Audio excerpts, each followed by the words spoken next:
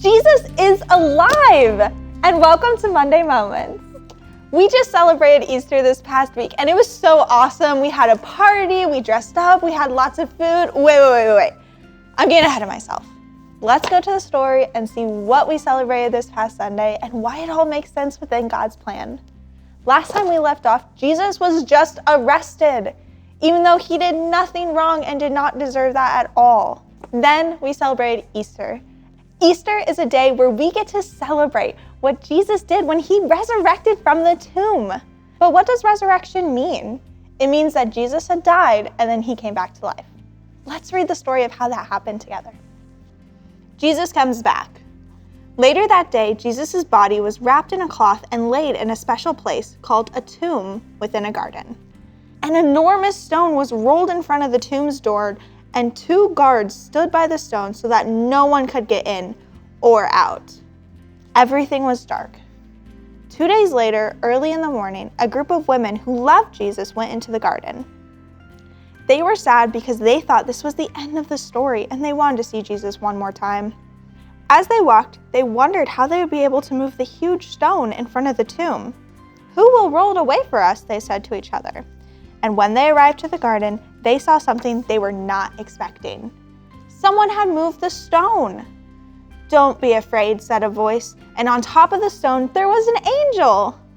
"I know you are looking for Jesus, and he is not here. He is alive again. Come and see for yourself." The women peered into the dark tomb, and it was empty. They were overjoyed, amazed, and terrified all at once. Could Jesus really be alive? Was the story not over after all? "You must go and tell his disciples," said the angel. So the women ran as fast as they could, but suddenly someone appeared right in front of them. It was the one person they had wanted to see the most. It was Jesus. He really was alive.